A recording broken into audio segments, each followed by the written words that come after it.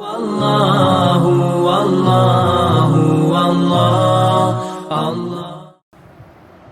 نحمدہ و نصلی علی رسول الکریم واعوذ باللہ من الشیطان الرجیم بسم اللہ الرحمن الرحیم والضحیٰ واللیل اذا سجی ما ودعک ربک وما قلی وللآخرۃ خیر لک من الأولی ولسوف یعطیک ربک فترضی الم یجدک یتیما فآوی ووجدک ضالا فہدی ووجدک عائلا فأغنى فأما اليتیم فلا تقہر وأما السائل فلا تنہر وأما بنعمت ربک فحدث صدق اللہ العظیم۔ قسم ہے روز روشن کی اور رات کی کہ جب وہ سکون کے ساتھ طاری ہو جائے۔ اے نبی صلی اللہ علیہ وسلم، تمہارے رب نے تم کو ہرگز نہیں چھوڑا اور نہ وہ ناراض ہوا، اور یقیناً تمہارے لیے بعد کا دور پہلے دور سے بہتر ہے، اور ان قریب تمہارا رب تم کو اتنا دے گا کہ تم خوش ہو جاؤ گے۔ کیا اس نے تم کو یتیم نہیں پایا اور پھر ٹھکانہ فراہم کیا، اور تمہیں ناواقف راہ پایا اور پھر ہدایت بخشی، اور تمہیں نادار پایا اور پھر مالدار کر دیا۔ لہٰذا یتیم پر سختی نہ کرو اور سائل کو نہ جھڑکو، اور اپنے رب کی نعمت کا اظہار کرو۔ عزیز ساتھیوں، یہ میں نے آپ کے سامنے سورہ ضحیٰ کا تلاوت اور ترجمہ پیش کیا ہے۔ سورہ ضحیٰ مکی سورہ ہے اور یہ مکے میں ابتدائی دور میں نازل ہوئی تھی۔ آیت کا پس منظر کچھ ایسے ہے کہ جب آپ صلی اللہ علیہ وسلم نے مکے میں کفار مکہ کو دعوت دینا شروع کری اسلام کی، تو ایک کشمکش وہاں رونما ہو گئی، اور پے در پہ اللہ تعالیٰ کی طرف سے مختلف موقع سے سورہ نازل ہوتی گئیں۔ تو ایک طریقے سے جب آپ صلی اللہ علیہ وسلم اس کشمکش میں جب گھر گئے، اور اس کے بعد جب بھی کوئی معاملہ پیش آتا تھا، آپ صلی اللہ علیہ وسلم کو اسی حساب سے سورہ نازل ہوا کرتی تھی۔ آپ صلی اللہ علیہ وسلم جا کے کفار مکہ کو سورہ سنا دیا کرتے تھے۔ لیکن بیچ میں ایسا ہوتا ہے ابتدائی دور میں کہ سورہ کا نزول کا سلسلہ رک جاتا ہے۔ مختلف روایت تھیں کہ 15 دن، 20 دن، 12 دن۔ تو ایسی ایک کشمکش برپا ہوئی کہ آپ صلی اللہ علیہ وسلم کو لگا کہ شاید وحی کا سلسلہ رک گیا ہے، اور اسی میں آپ صلی اللہ علیہ وسلم بہت زیادہ پریشان ہو گئے۔ تو یہ سورہ بالخصوص آپ صلی اللہ علیہ وسلم کے لیے اس زمانے میں نازل ہوئی تھی کہ ان کو تسلی دی گئی اس میں کہ آپ کو جو یہ سورہ کے نزول کا سلسلہ رکا ہے، یہ کسی اللہ تعالیٰ کی حکمت کے تحت ہوا ہے، اور اللہ تعالیٰ نے آپ کو ایسے ہی ضائع نہیں چھوڑا ہے۔ دوسری بات یہ کہ اس سورہ سے استفادہ کرنے کے لیے بالعموم ہر وہ انسان جو کسی بھی پریشانی، انگزائٹی، ڈپریشن کا شکار ہو، اس کو اس کا مطالعہ کرنا چاہیے، اور بالخصوص وہ لوگ جنہوں نے دین کی راہ میں اپنے آپ کو ایک دم سرمگن کر دیا ہے، اس میں ہمیشہ کے لیے لگے ہوئے ہیں، اپنا جان، مال، تن، دھن سب کچھ لگا دیا ہے۔ بارہا ایسا ہوتا ہے، ان کے ساتھ ایسے مواقع آتے ہیں کہ وہ ایک دم گھبرا جاتے ہیں، پریشان ہو جاتے ہیں کہ ہم اللہ کی راہ میں لگے ہوئے تھے، لیکن ہمارے ساتھ یہ مصیبتیں کیسے آ گئیں، ہمارے ساتھ یہ پریشانی کیسے ہمارے اوپر نازل ہو گئی۔ تو اس پس منظر میں ان کو چاہیے کہ اس سورہ کا مطالعہ کریں، اس کو سمجھیں، اس کو پڑھیں، اس کی تلاوت کریں، تو بہت زیادہ دل کو اس سے تسلی ملتی ہے۔ تو آئیے ہم اس کو سمجھنے کی کوشش کرتے ہیں کہ اللہ تعالیٰ نے اپنے حبیب صلی اللہ علیہ وسلم سے کس طریقے سے اس آیت کے ذریعے، اس سورہ کے ذریعے خطاب کیا ہے، اور جو دل میں ان کے جو ایک پریشانی ابھر گئی تھی اس کو کیسے ختم کیا ہے۔ تو آیت شروع ایسے ہوتی ہے سورہ والضحیٰ واللیل اذا سجی کہ قسم ہے روز روشن کی اور رات کی کہ جب وہ سکون کے ساتھ طاری ہو جائے۔ یہاں جو لفظ ضحیٰ آیا ہے، اس کے معنی صبح کے ہیں۔ بعض لوگ چاشت کا بتاتے ہیں، لیکن قرآن کی اور جو کچھ آیت سے استدلال کریں تو اس کا مطلب جو ہے صبح کا وقت جو ہوتا ہے، یعنی دن کا، یعنی روز روشن کا، تو اس کا مطلب لیا جاتا ہے۔ تو یعنی قسم ہے روز روشن کی۔ آگے چل کے ہم سمجھائیں گے کہ اللہ تعالیٰ نے اس کی قسم کیوں کھائی ہے۔ اور رات کی کہ جب وہ سکون میں کے ساتھ طاری ہو جائے. واللیل اذا سجا, سجا جو ہے وہ اس کے برعکس, دن کے برعکس جو رات ہوتی ہے یعنی تاریکی, اس کے بارے میں بتایا گیا ہے. ما ودعک ربک وما قلی, اے نبی صلی اللہ علیہ وسلم تمہارے رب نے تم کو ہرگز نہیں چھوڑا ہے. یعنی اب اگر ہم اس کو شروع سے غور کریں, والضحیٰ واللیل اذا سجا, قسم ہے روز روشن کی اور رات کی کہ جب وہ طاری ہو جائے. اس سے اللہ تعالیٰ یہاں یہ سمجھانا چاہ رہا ہے کہ جیسے رات جب طاری ہو جاتی ہے تو اللہ تعالیٰ اس وجہ سے طاری نہیں کرتا اس کو کہ اس میں کچھ خرابی ہیں, کچھ نقص ہیں اور دن ہی ہمیشہ نہیں قائم ہو پا رہا ہے, بلکہ اس کی وجہ یہ ہے کہ مستقل جو ایک دن چلا آ رہا ہے تو انسان کی فطرت ایسی ہے کہ اس کو رات کی ضرورت پڑتی ہے, کہ پورے دن جو کام کر رہا ہے اس کے اندر ملوث ہے, تھک چور جاتا ہے, تو اس کو آرام کی ضرورت ہے. اللہ تعالیٰ اس سے سمجھانے کی کوشش کر رہا ہے کہ جیسے رات و دن کے میں تبدیل ہوتا ہے, ویسے ہی ہم نے جو آیت کا سلسلہ تمہارے اوپر روکا ہے, یہ اس لیے روکا ہے تاکہ تمہارے اوپر جو سورہ جو نازل ہو رہی تھیں اس کے ذریعے سے ایک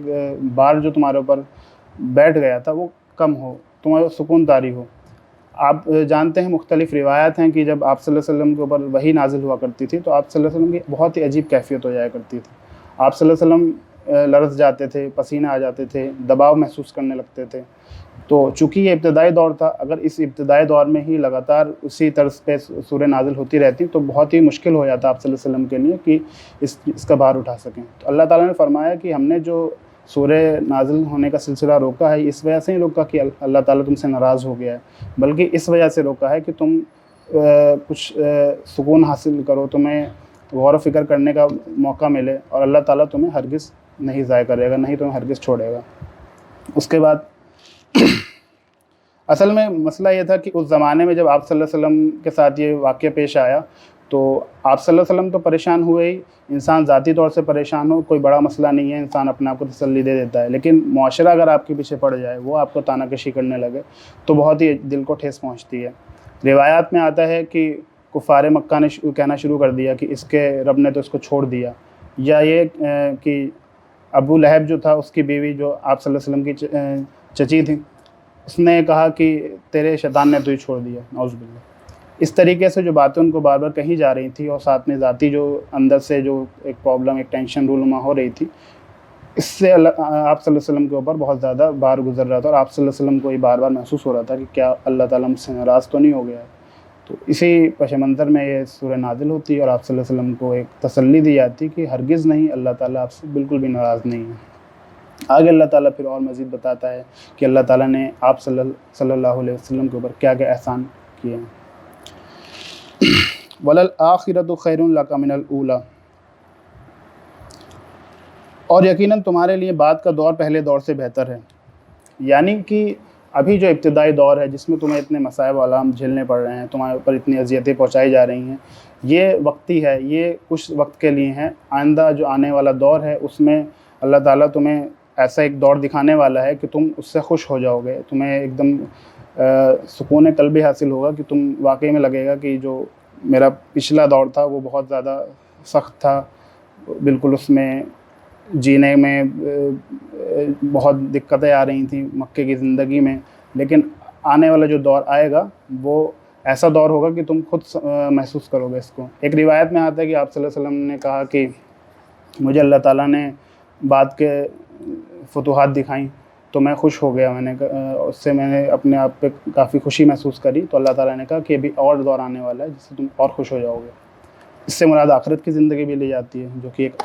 دائمی زندگی ہے. اس کے بعد وَلَسَوْفَ يُعْطِيكَ رَبُّكَ فَتَرْضَىٰ, اور ان قریب تمہارے رب تم کو اتنا دے گا کہ تم خوش ہو جاؤ گے. یعنی کوئی بات کی ابھی جو کچھ تمہیں پیشن گوئیاں بتائی جا رہی ہیں یہ تو چیزیں ہیں ہی ہیں کہ تم خوش ہو رہے ہو, لیکن ان قریب اللہ تعالیٰ تمہیں مزید ایسی ایسی چیزوں سے نوازے گا کہ تم خوش ہو جاؤ گے. اور یہ قرآن کی بہت بڑی پیشن گوئی تھی اس زمانے میں. ابھی مکی دور تھا, چند ہی لوگ جمع ہوئے تھے, چاروں طرف سے مصیبتیں, پریشانیاں اور کیا کہتے ہیں اپوزیشن بہت زیادہ بڑھ رہا تھا, لیکن اس کے باوجود اللہ تعالیٰ فرما رہا ہے کہ عنقریب تمہیں اللہ تعالیٰ بہت خوش دے گا کہ تم خوش ہو جاؤ گے. اور ہم دیکھتے ہیں کہ کیسے آپ صلی اللہ علیہ وسلم کی 23 سالہ زندگی میں جو نبوت کی آپ صلی اللہ علیہ وسلم نے ان فتوحات کو دیکھا. پورا عرب جو تھا آپ صلی اللہ علیہ وسلم کے حکومت جو تھی اسلامی حکومت پورے عرب میں چھا گئی، اور پورے جتنے بھی کفار و مشرکین یہود و نصارہ جتنے بھی اپنے پروپیگنڈے جو کچھ بھی کرتے رہے، اس کے باوجود بھی وہ کامیاب نہیں ہو سکے، اور کلمہ لا الہ الا اللہ محمد رسول اللہ جو ہے کامیاب ہو کے رہا۔ تو یہ ایک بہت بڑی پیشن گوئی تھی اس سورہ میں، اگر اس کو ہم غور کریں تو ہمیں کافی کچھ چیزیں سے سیکھنے کو ملتی ہیں۔ اس کے بعد اللہ تعالیٰ فرماتا ہے الم یجد کا یتیمن فآوا، کیا اس نے تم کو یتیم نہیں پایا اور پھر کیا اس نے تم کو یتیم نہیں پایا اور پھر ٹھکانہ فراہم کیا۔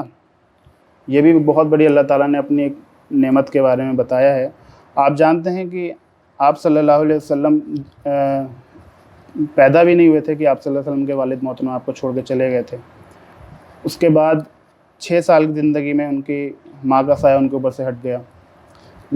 لیکن اس کے باوجود آپ دیکھتے ہیں سیرت سے ہمیں واقعہ پتہ چلتے ہیں کہ آپ کے جو دادا تھے حضرت عبد المطلب، انہوں نے کیسے آپ کی کفالت کری۔ وہ آپ کو اپنے سبھی بیٹوں اور پوتوں سے زیادہ محبوب سمجھتے تھے، اور کہتے تھے کہ بھائی مجھے اپنے پوتے پہ فخر ہے کہ یہ جو ہے آگے چل کے میرا نام روشن کرے گا، یہ بہت زیادہ کامیاب ہوگا۔ لیکن پھر آپ دیکھتے ہیں کہ 8 سال کی عمر پہ ان کا بھی سایہ چھوٹ جاتا ہے، لیکن اللہ تعالیٰ پھر ایک مزید احسان کر کے ابو طالب کو آپ کی کفالت کے لیے چھوڑ دیتا ہے۔ وہ جب تک زندہ رہتے ہیں اپنی سبھی مخالفت جھیلنے کے بعد، سبھی قبیلوں سے ٹکر لے کے آپ صلی اللہ علیہ وسلم کا ساتھ ہمیشہ دیتے ہیں۔ تو اللہ تعالیٰ اسی سے یہ سمجھانا چاہ رہا ہے کہ اللہ تعالیٰ نے کبھی تمہیں نہیں چھوڑا، ہمیشہ جب بھی موقع آیا، جب بھی تمہارے پاس مصیبت آئی، اللہ تعالیٰ تمہارے ساتھ کھڑا تھا، اور ابھی بھی تمہارے ساتھ ہے، اور آئندہ بھی تمہارے ساتھ رہے گا۔ اس کے بعد اللہ تعالیٰ فرماتا ہے وَوَجَدَكَ ضَالًّا فَهَدَىٰ، اور تمہیں ناواقف راہ پایا اور پھر ہدایت بخشی۔ اس میں جو لفظ ضالہ آیا ہے اس کے کئی سارے معنی عربی زبان میں ہیں۔ اس کا ایک معنی تو ہے گمراہی، اور ایک معنی ہوتا ہے کہ کہیں کھو جانا۔ تو گمراہی جو لفظ ہے وہاں اس کا اطلاق یہاں نہیں ہو سکتا، اس وجہ سے کیونکہ آپ صلی اللہ علیہ وسلم کی اگر ہم سیرت کا مطالعہ کریں، تاریخ دیکھیں کہ نبوت سے پہلے جو آپ صلی اللہ علیہ وسلم کی زندگی تھی، اس میں جو وہاں پہ مکی دور میں جو رائج برائیاں تھیں، جو شرک تھا، اور بھی جو ضلالتیں وہاں پہ موجود تھیں، اس میں آپ صلی اللہ علیہ وسلم قطعاً مبتلا نہیں تھے۔ آپ صلی اللہ علیہ وسلم اس سے سخت اجتناب کرتے تھے۔ اور دوسرا جو لفظ ہے یعنی کہ کھو جانا، اس میں کہا جا سکتا ہے، اس کا اطلاق یہاں پہ ہو سکتا ہے، کیونکہ